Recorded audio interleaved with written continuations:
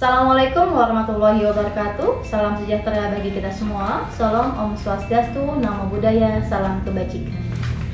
Perkenalkan, saya Iin Andrayanti SIMA, dosen tetap pada program studi Ilmu Administrasi Publik, Fakultas Ilmu Administrasi pada Institut Ilmu Sosial dan Manajemen Setiami.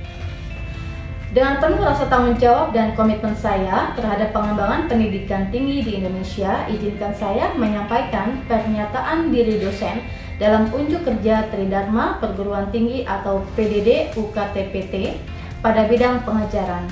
Video ini dibuat sebagai bagian dari proses untuk melengkapi persyaratan pengajuan sertifikasi dosen gelombang 1 yang diselenggarakan oleh Kementerian Pendidikan Tinggi, Sains dan Teknologi atau Kemendikti-Saintek tahun 2025. Pada kesempatan ini saya akan memaparkan salah satu mata kuliah yang saya ampu, yaitu mata kuliah Dasar-Dasar Akuntansi 2. Mata kuliah ini termasuk ke dalam kelompok inti keilmuan program studi Ilmu Administrasi Publik. Saya mengajar mata kuliah Dasar-Dasar Akuntansi 2 pada tahun ajaran genap 2024-2025 dengan bobot 3 SKS. Mata kuliah ini disampaikan dengan metode DIA atau Delivery, Interaction, and Assessment dalam proses pembelajaran yang ada di kelas secara offline ataupun secara online. Deskripsi mata kuliah Dasar-Dasar Akuntansi 2 adalah mata kuliah dasar keahlian yang membahas peranan dan fungsi akuntansi dalam lingkungan bisnis, khususnya pada perusahaan dagang. Mata kuliah ini bertujuan memberikan pemahaman dan keterampilan praktis dalam proses pencatatan transaksi keuangan dan penyusunan laporan keuangan yang akurat sebagai dasar pengambilan keputusan manajemen. Mata ajar yang dipilih dalam mata kuliah ini disesuaikan dengan perkembangan zaman dan kebutuhan industri untuk generasi selanjutnya. Perkuliahan Dasar-Dasar Akuntansi 2 diselenggarakan dengan pendekatan blended learning, yaitu perpaduan antara pembelajaran luring atau tatap muka langsung dan juga daring melalui platform e-learning resmi Institut Setiami, yaitu Single Sign-On System atau SSO Institut Setiami di laman sso.setiami.ac.id. Mahasiswa dapat mengakses seluruh materi perkuliahan sesuai dengan jadwal perkuliahan yang sudah terintegrasi di sistem, mengunduh RPS dan mengunggah tugas-tugas yang diberikan dosen secara online. Sementara diskusi interaktif, studi kasus, dan presentasi dilaksanakan secara langsung di kelas. Untuk metode pembelajaran pada mata kuliah Dasar-Dasar Akuntansi 2 dirancang dan dilaksanakan dengan pendekatan Student Centered Learning yang mendorong keterlibatan aktif mahasiswa dalam proses eksplorasi dan penerapan konsep-konsep akuntansi secara konseptual. Metode pembelajaran ini dikombinasikan dengan tujuan untuk membentuk kemampuan mahasiswa dalam menginterpretasi data transaksi akuntansi keuangan, menyusun keputusan berbasis analisis, serta menerapkan prinsip manajerial secara tepat dalam pengelolaan keuangan perusahaan dengan variasi metode yang disesuaikan untuk mencapai kompetensi kontekstual dan aplikatif mahasiswa. Metode yang diterapkan antara lain: pertama, ceramah partisipasif, yang kedua, diskusi terstruktur, yang ketiga, studi kasus kontekstual, yang keempat, latihan analitik dan simulasi, yang kelima, penugasan proyek kolaboratif, yang keenam, presentasi dan umpan balik. Pembelajaran berlangsung selama 16 minggu sesuai kalender akademik dan dirancang untuk mendukung capaian pembelajaran lulusan atau CPL dan capaian pembelajaran mata kuliah atau CPMK. Adapun capaian pembelajaran mata kuliah ini adalah yang pertama, untuk capaian program studi, mahasiswa memiliki pemahaman yang kuat tentang siklus akuntansi perusahaan dagang dan manufaktur, serta mampu menyusun laporan keuangan yang akurat sebagai dasar pengambilan keputusan manajemen. Kemampuan khusus yang pertama yaitu mahasiswa mampu menganalisis dan melakukan proses pencatatan, pengklasifikasian, meringkas, mengolah, dan menyajikan data transaksi serta kejadian yang berhubungan dengan keuangan, sehingga dapat digunakan oleh orang yang menggunakannya dengan mudah dimengerti untuk pengambilan suatu keputusan serta tujuan lainnya. Untuk CMK atau capaian pembelajaran mata kuliah, yang pertama adalah mahasiswa mampu membedakan aktivitas bisnis jasa dengan bisnis perdagangan dan dapat menjelaskan akun-akun perusahaan dagang. Yang kedua, mahasiswa mampu menganalisis dan melakukan proses pencatatan, mengklasifikasikan, meringkas, mengolah dan menyajikan data transaksi perusahaan dagang. Yang ketiga, Mahasiswa mampu membuat dan mengklasifikasikan jurnal dengan metode perpetual dan periodik, menyusun laporan harga pokok penjualan, dan membuat laporan keuangan. Yang keempat, mahasiswa mampu membuat jurnal khusus perusahaan dagang dan buku besar pembantu hutang dan piutang dagang. Yang kelima, mahasiswa mampu memahami konsep dan pencatatan jurnal penyesuaian pada perusahaan dagang. Yang keenam, mahasiswa mampu menyusun neraca lajur atau worksheet, jurnal penutup dan neraca saldo setelah jurnal penutup, serta mampu menyusun laporan keuangan yang akurat dan valid sebagai dasar pengambilan keputusan manajemen. Untuk media pembelajaran mata kuliah dasar-dasar akuntansi 2, ini meliputi yang pertama, modul atau RPS yang dapat diunduh di laman e-learning Institut Setiami, sso.setiami.ac.id. Yang kedua, PowerPoint dan studi kasus. Yang ketiga, media pembelajaran online seperti Zoom, Jimmy, Quizzes, dan Kahoot. Untuk materi pembelajaran mata kuliah dasar-dasar akuntansi 2 diantaranya konsep dan siklus akuntansi perusahaan dagang, transaksi perusahaan dagang metode periodik, transaksi perusahaan dagang metode perpetual, menyusun laporan harga pokok penjualan, menyusun laporan laba rugi perusahaan dagang, membuat jurnal khusus perusahaan dagang, menyusun buku besar pembantu hutang dan hutang dagang, ayat jurnal penyesuaian perusahaan dagang, menyusun neraca lajur, worksheet, dan laporan keuangan, dan selanjutnya membuat jurnal penutup serta neraca saldo setelah jurnal penutup. Untuk penilaian hasil belajar mahasiswa dilakukan secara komprehensif berdasarkan kombinasi berbagai aspek pembelajaran. Adapun penilaian berdasarkan yang pertama, partisipasi aktif sebesar 20% meliputi kehadiran. Lalu yang kedua adalah tugas individu atau kelompok sebesar 20%. Selanjutnya yang ketiga, ujian tengah semester atau UTS sebesar 25%. Dan terakhir, ujian akhir semester atau UAS yaitu sebesar 35%. Ini merupakan suatu hal yang mencerminkan penerapan dari setiap materi. Untuk rentangan nilai pada mata kuliah ini dalam proses evaluasi pembelajaran, saya menggunakan rubrik penilaian sebagai instrumen utama untuk memastikan bahwa penilaian dilakukan secara objektif, secara adil, dan akuntabel. Berikut adalah rubrik penilaian yang saya gunakan. Yang pertama, 80 sampai dengan 100 merupakan sangat baik, 70 sampai dengan 79 adalah baik, 60 sampai dengan 69 adalah cukup, 31 sampai 59 adalah kurang, 0 sampai dengan 30 adalah sangat kurang atau gagal. Untuk tahapan berikutnya adalah tampilan video pembelajaran mata kuliah dasar-dasar akuntansi 2 sebagai bagian dari tahapan proses sertifikasi ini. Silakan menyaksikan. Demikian, terima kasih. Assalamualaikum warahmatullahi wabarakatuh. Salam sejahtera untuk kita semua. Om Swastiastu, Namo Buddhaya, salam kebajikan. Bismillahirrahmanirrahim. Assalamualaikum warahmatullahi wabarakatuh. Waalaikumsalam warahmatullahi wabarakatuh. Gimana kabarnya hari ini? Alhamdulillah baik. Teman-teman, kita sudah masuk pertemuan ke 10, 11, dan 12 ya. Tapi ini kita review dulu materi sebelumnya. Pertemuan ke 10 ke 11 untuk mata kuliah dasar-dasar akuntansi 2. Materi untuk pertemuan 11, 12 ya, untuk kita review pada hari ini itu tentang ayat jurnal penyesuaian dan penyusunan neraca lajur atau worksheet. Oke, ada yang tahu apa itu worksheet? Atau kenapa kita harus membuat ayat jurnal penyesuaian? Oke, sebelum ke sana kita coba sampaikan dulu ya, saya coba sampaikan untuk tujuan pembelajaran kita pada hari ini. Yang pertama, diharapkan teman-teman dapat mampu memahami dan menganalisis transaksi jurnal penyesuaian. Yang kedua, mahasiswa mampu membuat jurnal penyesuaian dan neraca saldo setelah jurnal penyesuaian. Dan yang ketiga, teman-teman diharapkan mampu menyusun atau menjelaskan jurnal penyesuaian dan menyusun worksheet atau neraca lajur. Oke, ayat jurnal penyesuaian ya, atau adjusted journal adalah ayat dibuat untuk menyesuaikan atau memperbaiki saldo-saldo buku besar ya, untuk menjadi saldo-saldo yang benar. Oke. sehingga dapat menyusun laporan keuangan yang valid. Tujuannya di sini setiap rekening real atau neraca, khususnya rekening aktiva dan rekening hutang, menunjukkan jumlah yang sebenarnya pada akhir periode. Jadi kita mau menghitung nih neraca kita yang sebenarnya itu berapa angkanya, baik aktiva maupun hutang. Dan setiap rekening nominal atau laba rugi isinya apa aja? Akun apa?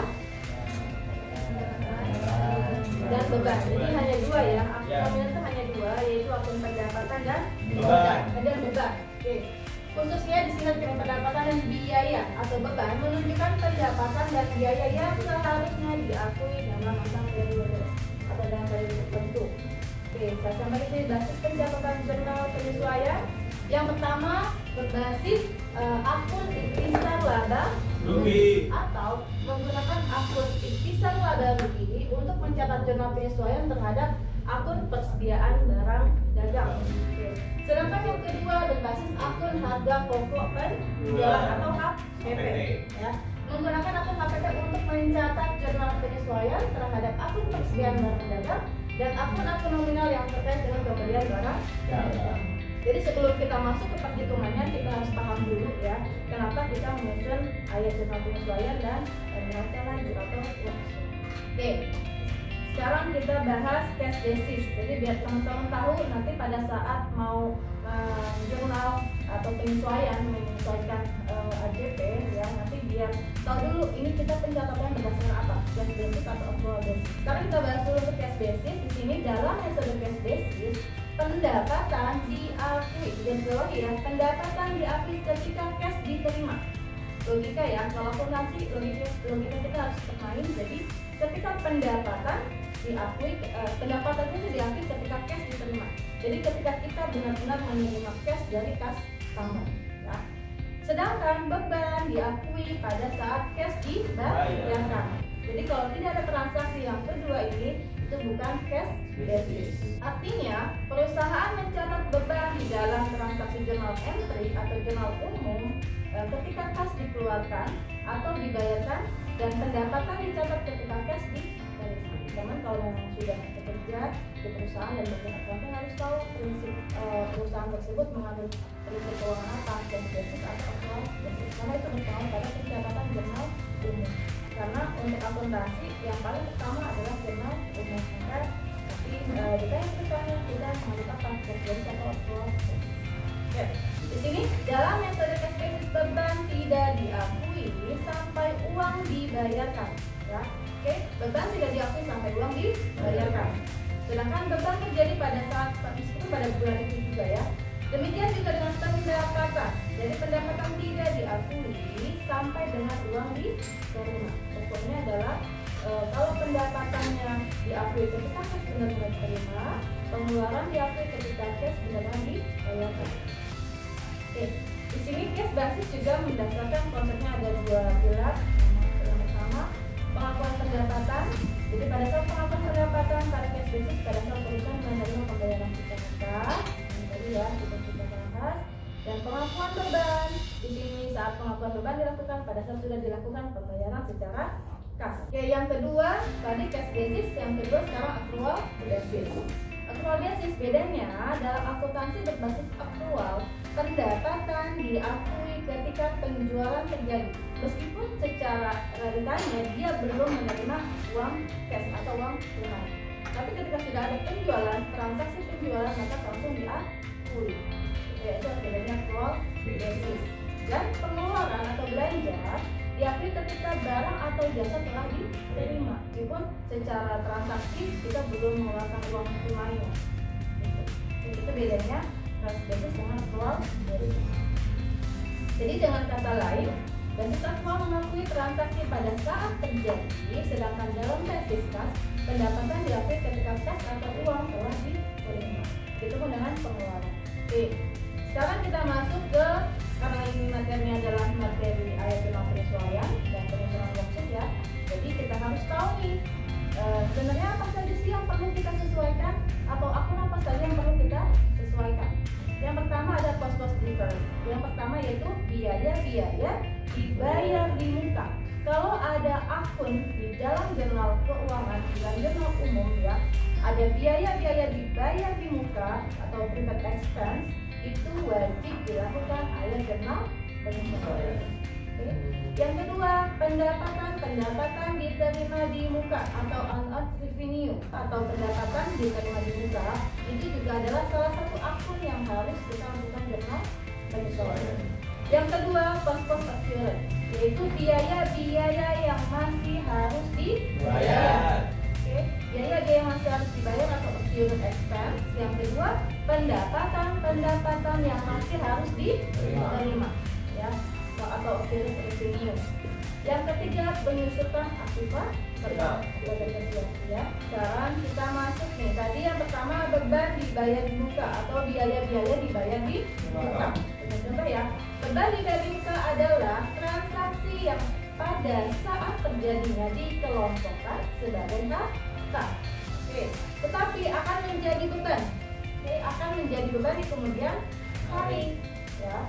Beban ini merupakan harta perusahaan yang akan memberikan manfaat di masa yang akan datang. Jadi contoh dari akun beban dibayar di muka adalah sewa dibayar di muka, ya, asuransi dibayar di muka, iklan dibayar di muka, rumah dibayar di muka, semua akun-akun biaya yang dibayar di muka. Di sini juga pencatatan beban dibayar di muka dapat dilakukan dengan dua cara. Yang pertama, ketika jurnal umum ini ya, ketika transaksi. Jadi kalau misalnya kita mau menyesuaikan atau menyusun jurnal penyesuaian, kita harus tahu dulu nih pencatatan di jurnal umum sampai dengan neraca saldo ini dicatat sebagai apa. Jadi kalau misalnya pada saat di jurnal umum sampai dengan neraca saldo dia dicatat sebagai harta, yang kedua dicatat sebagai beban. Jadi ada dua. Kita harus lihat dulu. Ini beban dibayar di muka ini dicatatnya sebagai harta atau langsung diakui sebagai beban. Oke, biar lebih paham kita coba lagi masuk ke contoh. Di sini ilustrasi pencatatan pada tanggal 1 Agustus 2008, perusahaan membayar sewa kantor untuk masa 2 tahun. 2 tahun kalau dibagi bulan jadi 24 bulan. Sebesar 12 juta. Oke, jadi kita kalau misalnya asumsi kita perusahaan, kantor kita membayar sewa nih. Sewa bayar sewa kantor untuk masanya 2 tahun atau 24 bulan sebesar 12 juta. Oke. Sekarang logikanya sebelum kita masuk ke jurnal penyesuaian, kita harus tahu dulu ini kita mau catat sebagai apa di jurnal umum. Oke. Jadi kan jurnal umum ujungnya kan neraca saldo ya. Jadi nanti kalau misalnya kita mau jurnal penyesuaian, kita cek dulu kan neraca saldo ini dicatat sebagai apa. Atau itu neraca saldo itu kan turunan dari jurnal umum. Oke. Sekarang kalau misalnya dicatat sebagai harta, kita garis bawahi. Oke, sewa ini kita catatkan sebagai harta. Kalau dia dicatat sebagai harta, maka jurnalnya adalah sewa dibayar di muka pada kas. Oke, kenapa pada kas? Karena kita bayar secara tunai ya, sebesar 12 juta. Cuma bedanya, ini kan kita mau menghitung, mau lihat sewa ini untuk 2 tahun, 12 juta. Ya. Jadi di sini dicatatkan tadi kan pertama sebagai harta, kedua sebagai biaya. Kalau misalnya kita catat sebagai harta, misalnya perusahaan itu mengambil konsolidasis gitu ya, jadi nggak langsung diakui di awal, jadi dia langsung dicatat sebagai harta dulu. Jadi untuk sewa yang kita keluarkan langsung dicatat sebagai sewa dibayar di muka. Jurnalnya nih ya, jurnal pertama nih ya, sewa dibayar di muka pada kas sebesar 12 juta. Oke, asumsi ini bulan apa? Agustus. Jadi kalau kita mau menghitung jurnal penyesuaian, kita harus lihat transaksi awalnya. Oke, ini kita hitung Agustus ya. Oke, misalnya akhir periode akuntansi ditetapkan tanggal 31 Desember. Ya. Sehingga bagian dari sewa kantor ini yang telah menjadi beban. Nah sekarang kita di akhir periode nih mau tutup buku, biasanya akhir tahun kita asumsikan bulan Desember. Bulan Desember kita mau tutup buku, asumsi kita harus menyesuaikan jurnal-jurnal yang tadi belum sesuai ya namanya. Jadi di sini kita asumsi Desember adalah akhir periode akuntansi kita, sehingga bagian dari sewa kantor yang telah menjadi beban sampai dengan akhir periode akuntansi adalah 5 bulan. Angkanya dari mana 5 bulan?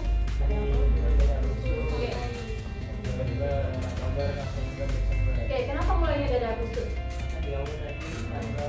Oke, karena transaksi awalnya di bulan Agustus. Oke, karena tadi transaksi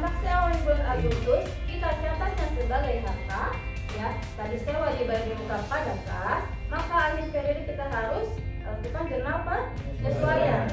Oke, kalau misalnya dia dicatat sebagai harta, yang harus kita hitung adalah yang sudah menjadi beban. Ayo, ada yang tahu kenapa begini jurnalnya?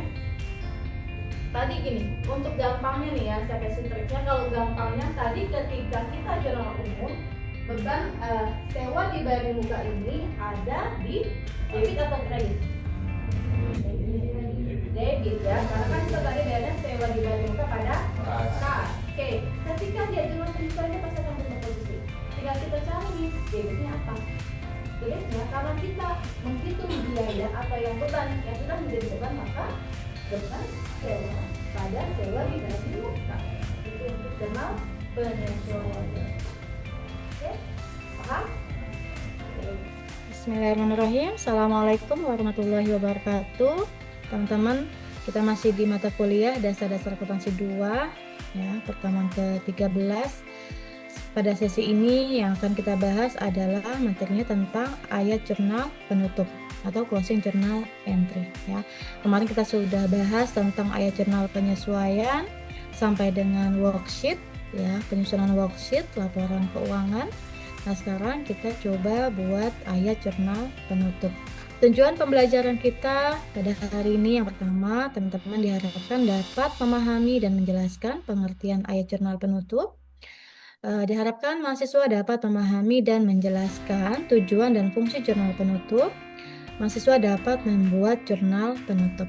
Baik, yang pertama kita bahas adalah pengertian jurnal penutup. Apa sih itu jurnal penutup? Jurnal penutup adalah jurnal yang dibuat pada akhir periode akuntansi untuk menutup akun-akun nominal sementara. Nominal adalah akun yang ada di dalam laba rugi. Jadi akibat penutupan ini saldo akun-akun tersebut akan menjadi 0. Baik, di sini ada beberapa tujuan dan fungsi jurnal penutup. Yang pertama, menutup saldo yang terdapat pada semua akun nominal sementara dan akun pembantu modal sehingga perkiraan tersebut menjadi 0. Yang kedua, agar saldo akun modal menunjukkan jumlah yang sesuai dengan keadaan pada akhir periode sehingga saldo akun modal akan sama dengan jumlah modal akhir yang dilaporkan di neraca. Yang ketiga, memisahkan transaksi akun pendapatan dan beban agar tidak bercampur dengan jumlah nominal dari pendapatan dan beban pada tahun selanjutnya. Jadi tujuannya adalah jurnal penutup ini untuk menutup semua akun pendapatan dan beban agar pada saat tahun berikutnya itu tidak ada lagi akun pendapatan dan beban di tahun sebelumnya ya. Jadi setiap tahun itu untuk akun pendapatan dan modal dan beban harus dalam 1 tahun. Jadi tidak boleh misalnya pendapatan dan beban kalau tahun tutup buku kita 2024 maka tidak boleh bercampur pendapatan dan beban tahun 2024 dengan tahun depan atau tahun misalkan 2025 gitu ya. Jadi harus dibuat per tahun 2024 dan 2025 harus terpisah. Yang keempat, menyajikan neraca awal periode berikutnya setelah dilakukan penutupan buku. Yang kelima, mempermudah ketika dilaksanakan pemeriksaan karena telah dilakukan pemisahan transaksi yang terjadi di antara periode sekarang dengan transaksi pada periode akuntansi selanjutnya. Menyajikan informasi keuangan yang sebenarnya atau yang real ya dari suatu perusahaan setelah dilakukan penutupan buku atau jurnal penutup akun yang sesungguhnya terdiri dari harta, kewajiban, dan ekuitas. Oke, di sini kita coba bagaimana sih cara membuat jurnal penutup. Jadi ada beberapa hal ya, atau ada 4 jenis akun yang perlu teman-teman pahami yang dilakukan jurnal penutup, yaitu yang pertama ada akun pendapatan. Ya, jadi akun ini yang harus kita tutup. Yang kedua akun beban. Yang ketiga akun ikhtisar laba rugi atau saldo laba atau saldo rugi. Yang keempat adalah akun prive atau dividen. Jadi 4 akun ini yang akan kita tutup. Di sini ada beberapa langkah untuk membuat jurnal penutup. Yang pertama, perkiraan pendapatan ya. Jadi ini yang terdapat dalam kolom laba atau rugi.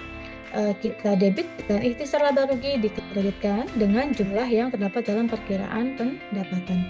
Nanti untuk lebih jelasnya kita masuk ke contoh, jadi biar teman-teman langsung paham ya. Yang kedua, di sini ada perkiraan biaya-biaya dengan jumlah masing-masing yang terdapat dalam kolom laba atau rugi kita kreditkan Dan ikhtisar laba rugi kita debit sebesar jumlah total biaya. Yang ketiga tadi perkiraan price atau dividen ya, dengan jumlah yang tertera dalam kolom neraca di kredit dan modal atau laba ditahan sebelah debit dengan jumlah yang sama. Yang keempat, jika perusahaan laba, maka jurnal penutup yang dibuat adalah mendebit jumlah laba dengan perkiraan ikhtisar laba rugi dan dikreditkan perkiraan modal dengan jumlah yang sama. Demikian pula sebaliknya jika perusahaan rugi. Jadi di sini ada beberapa cara membuat jurnal penutup. Yang pertama, akun pendapatan tadi ya. Jadi semua jenis pendapatan termasuk retur pembelian, potongan pembelian dia masuk ke akun pendapatan ya. Ini adalah yang akan kita tutup pendapatan. Penjualan, jadi kalau ada pendapatan lain-lain masuk kita pendapatan juga, kita tutup juga semua jenis pendapatan. Retur pembelian, potongan pembelian, untuk kreditnya ikhtisar laba rugi. Ikhtisar laba rugi adalah total dari ini. Oke, semua akun pendapatan. Yang kedua ada akun beban. Akun beban adalah jurnalnya ikhtisar laba rugi, nominalnya dari mana? Dari semua beban. Semua beban yang ada dalam transaksi kita itu kita masukkan ya, jadi jangan sampai ada yang tertinggal. Termasuk apa? Termasuk retur penjualan, potongan penjualan, dan biaya angkut.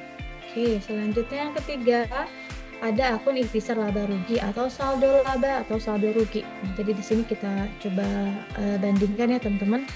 Jika terdapat saldo rugi, jurnalnya adalah modalnya di debit, ikhtisar laba ruginya di kredit. Jadi modal pada ikhtisar laba rugi kalau posisi perusahaan adalah rugi. Tapi kalau misalnya saldonya laba ya, maka jurnalnya adalah ikhtisar laba rugi pada modal gitu. Nah, di sebelahnya kenapa ada laba ditahan pada ikhtisar laba rugi? Ini adalah membedakan kalau ini untuk perusahaan perorangan, kalau ini untuk perusahaan perseroan gitu. Jadi kalau bahasa di perorangan dia modal, kalau di perseroan dia laba ditahan bahasanya ya. Oke, pada ikhtisar laba rugi dia sama. Nah, kalau misalnya untuk bahasa di perseroan laba ditahan, untuk modalnya ya tetap sama, tinggal posisinya aja yang dirubah gitu. Jadi ikhtisar laba rugi pada laba ditahan.